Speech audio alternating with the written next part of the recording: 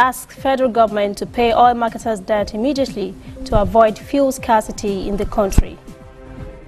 President Muhammadu Buhari assures Nigerians 2019 elections will reflect the people's aspirations. In international news, arrested Huawei CFO to appear in Canadian courts.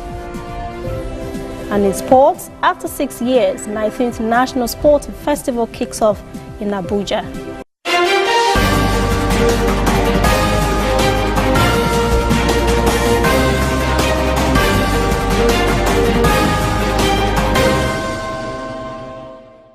This is ANN News. I'm Lucy Adeyemi. The Nigerian Senate is taking seriously the threat by oil marketers to go on strike over the federal government's non-payment of their outstanding claims.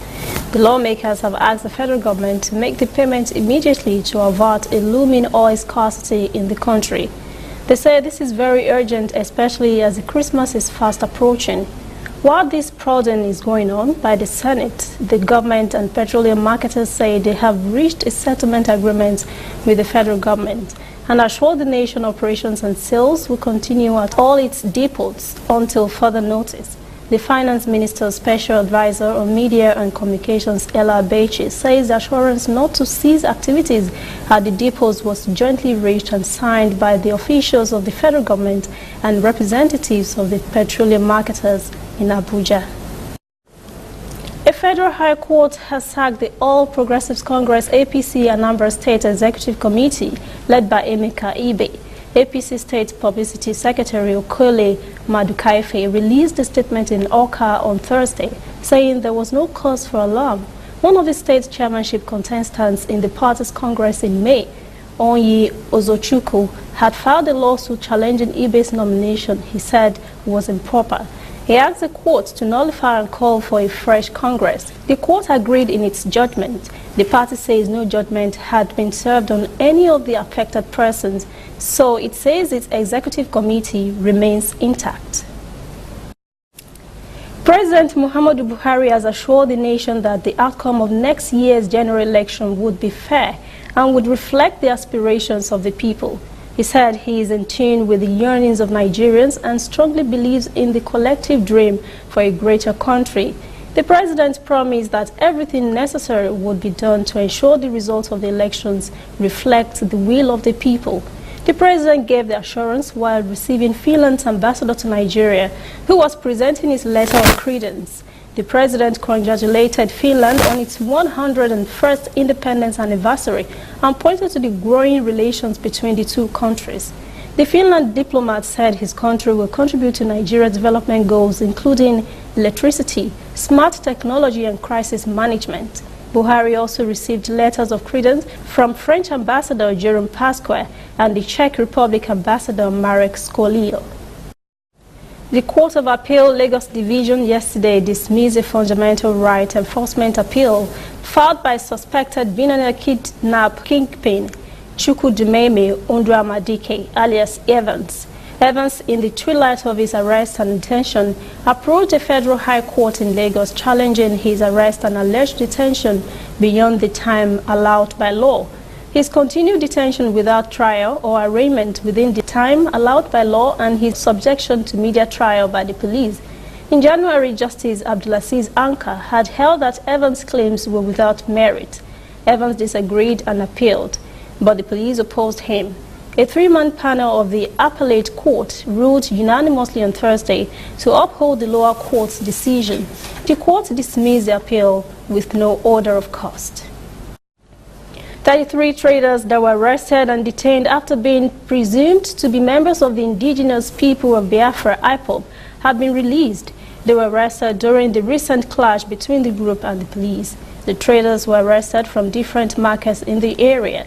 They were paraded by the police and subsequently detained.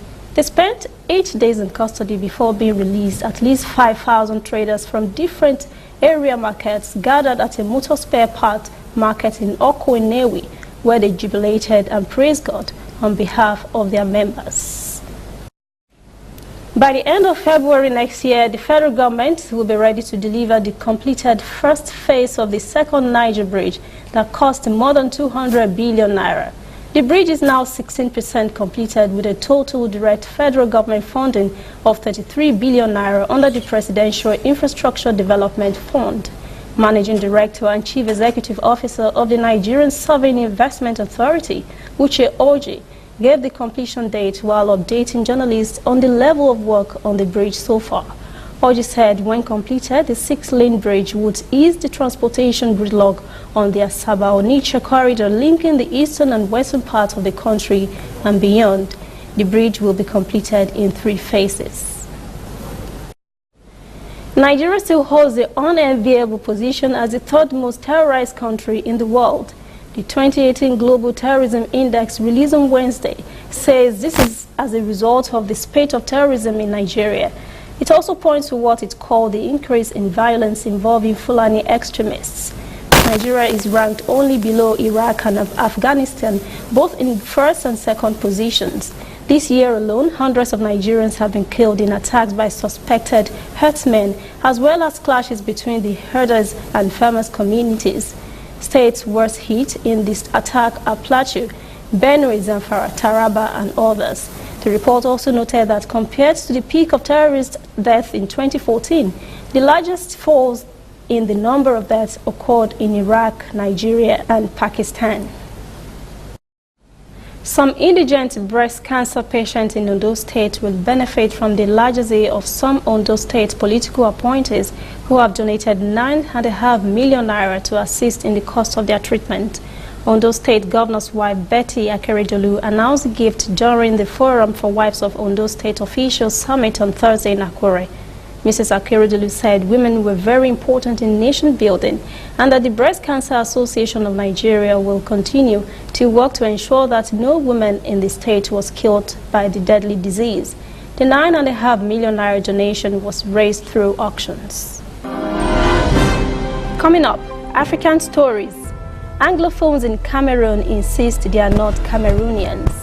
And later, international stories. Arrested Huawei CFO to appear in Canada courts. Stay with us.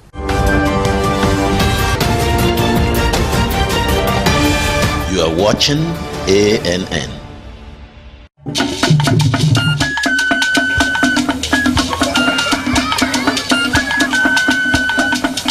Are you sure you want to do this? Adam, go and bring us your husband. Okay, hello baby. We're in this together, okay? Can you hear me? Keep coming forward. Wait, stop. You okay, lean to your right. Keep walking down. Keep walking to the left. Yes. You're almost here. Keep going. You are here. Wow, you did it. I'm just so glad I didn't have to use my cane to do this. And I am so glad no other man got you before me. Let me be your eyes. We will never stop working to give you a network you can rely on so you can enjoy life's special moments. MTN, everywhere you go.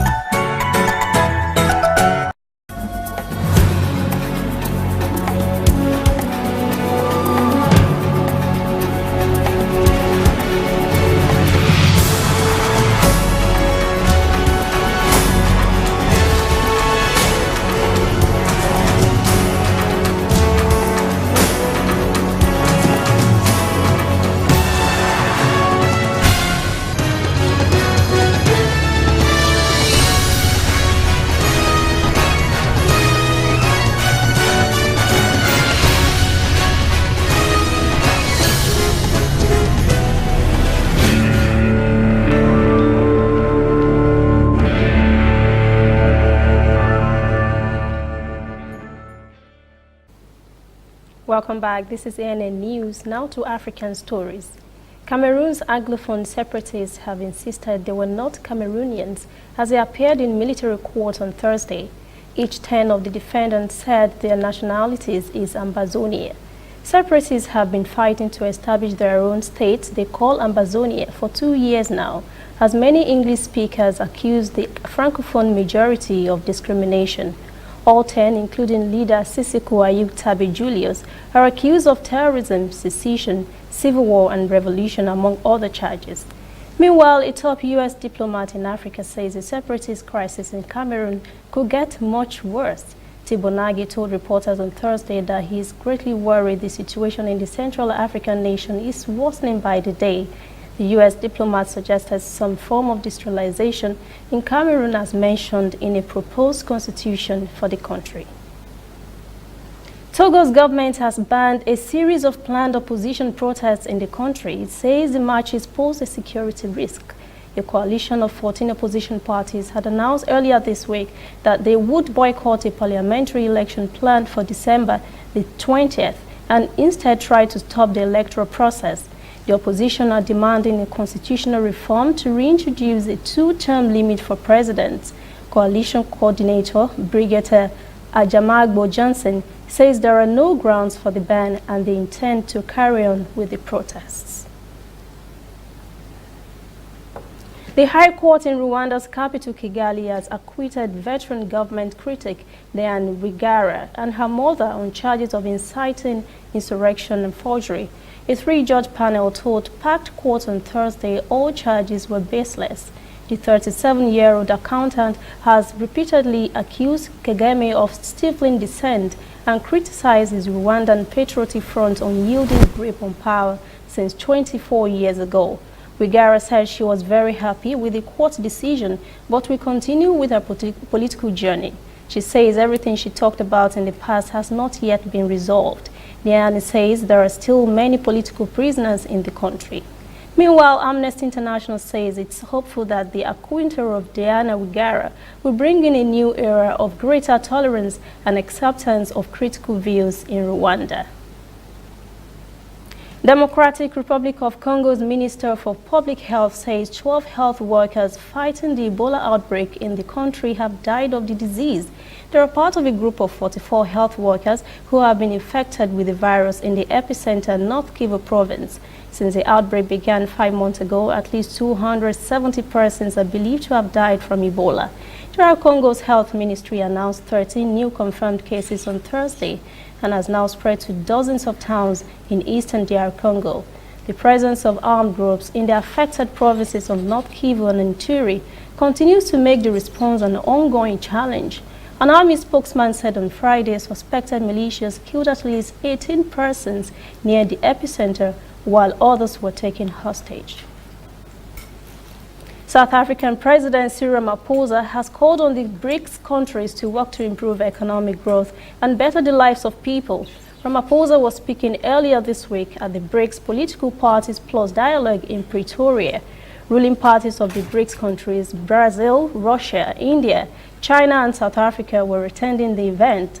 Ramaphosa encouraged leaders to work towards shaping progressive perspective to tackle global challenges. He emphasized that BRICS countries are committed to multilateralism, fair and open trade. The president said countries must seize technological advancement and use it to grow economies and change the lives of the people. Libya's Electoral Commission says it cannot make plans to prepare a vote on a new constitution and later elections.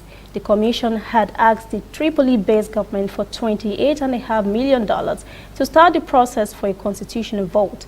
Chairman of the High National Elections Commission, Imad Asaye, says on Thursday his group was unable to plan for the constitutional vote due to a lack of funding to boost its zero budget. Weeks of fighting in the capital Tripoli between competing groups and almost no progress between the North African countries' two rival parliaments made the initial plan to hold elections in December the 10th impossible. National elections has now been postponed to June next year. Saye said so far there is no sign when any vote will be scheduled and details remain opaque. Saye also said better security was needed to conduct polls.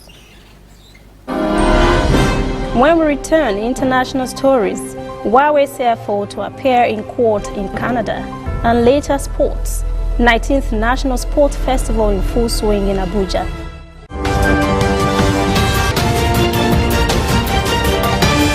You are watching ANN.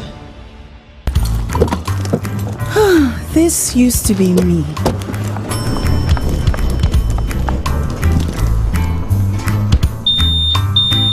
But that was before I got the perfect bag. It's handy and easy to use. All I need in one compact space, just like my MTN Extra Value plan. I used to get one plan for my calls and then try to remember which data plan worked for me.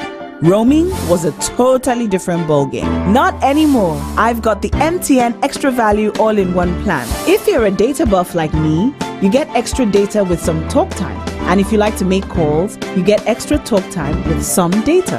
And when I'm abroad, I automatically browse, chat, and call right on the same plan. MTN Extra Value was made just for me. More of data or calls, whichever one you prefer. MTN Extra Value is made just for you. We are on the road every day, canvassing throughout Africa for news you really need. We follow the story everywhere, from every corner of Nigeria to the wide African expanse. We bring you what's making headlines. We connect you with news you can use. ANN, African News Network, in a truly African spirit. Welcome back. This is ANN News on the foreign scene. A top executive of China's Huawei Technologies company, who is under arrest in Canada, is sought to appear in a court on Friday for a bail hearing as she awaits possible extradition to the United States. 46-year-old Huawei CFO Meng Wanzhou, who is also the daughter of the company's founder, was arrested on Saturday at the request of the United States.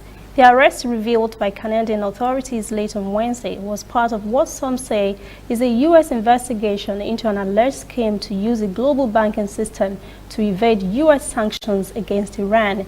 The news rocked global stock market on fears the move could escalate a trade war between the United States and China after a truce was agreed on Saturday in Argentina between President Donald Trump and Xi Jinping. France has been experiencing tough demonstrations by yellow vest protesters over fuel tax. Capitulated on the demand, Paris has hunkered down for another wave of potentially violent protests on Saturday as President Emmanuel Macron planned to address the nation next week over public anger at the cost of living. Much of Paris will be in lockdown, and tens of thousands of police have been deployed across the nation to contain what protesters are billing as Act 4 to the Yellow Vest Rebellion that has seen the worst unrest in the capital since 1968 student riots. Their diverse demands include lower taxes, higher salaries, cheaper energy, better retirement provisions, and even Macron's resignation. German Chancellor Angela Merkel would hand off leadership of her party on Friday after nearly 2 decades at the helm, with the race wide open between a loyal deputy and a longtime rival. The contest's outcome is expected to be crucial in deciding whether Merkel, Europe's most influential leader, can realize her stated goal of completing her 4th term in 2021 and then leaving politics. 64-year-old Merkel is quitting the helm of her conservative Christian Democratic Union CDU after a series of poll setbacks rooted in controversy over her. Merkel has led Germany since 2005 and moved the party and country steadily towards the political center. More generous family leave, an exit from nuclear power, and an end to military conscription were among her signature policies. Benchmark Brent oil edged up on Friday after indications Russia would contribute a bigger output cut than previously suggested at an OPEC and non-OPEC deal, although prospects for an overall agreement still hung in the balance. Russia has since announced it would contribute a cut of 200,000 barrels per day, 50,000 barrels more than originally expected. Crude fell almost 3% on Thursday after the Organization of the Petroleum Exporting Countries ended Thursday's meeting in Vienna with only a tentative deal to tackle weak oil prices. Oil prices have plunged 30% since October as supply has surged and global demand outlook weakens. Along with the deepening of economic globalization and the development of the international shipping industry, the Panama Canal has been expanded in recent years, and a new set of 3-stage ship locks have been built, greatly improving the canal's waterway capacity. As the newly built ship locks enter into operation, the expansion project has led to the establishment of a new lane of traffic on the busy canal. Chinese cargo carrier Coco Ship in Panama was selected to make the first transit through the expanded Panama Canal when the expansion concluded in June 2016 after 9 years of construction. The new locks were built to be environmentally friendly. New reservoirs were built to ensure that at least 60% of the water in the locks can be recycled. When we return, sports. 19th National Sports Festival in full swing in Abuja. We'll take you there.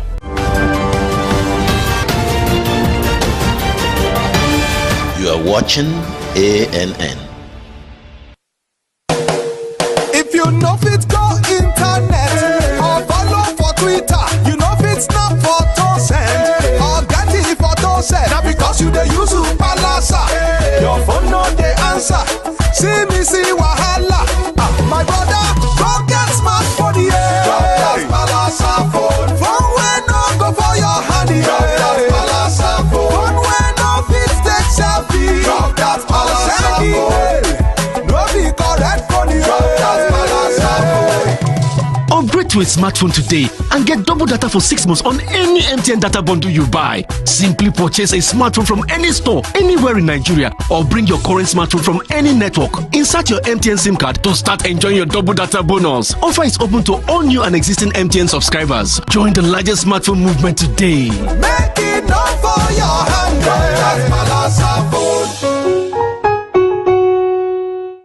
Whether in your house, at your office, on your phone or online, we are there. We have the facts behind the headlines. We cut to the chase with the news you really need. We cover every angle. We are the bigger, better news network. We are African News Network. ANN. Watch ANN News on MITV from a truly African spirit. Welcome back. This is ANN News in Sports. South Africa Football Association President Danny Jordan says his country is ready to host the 2019 Africa Cup of Nations.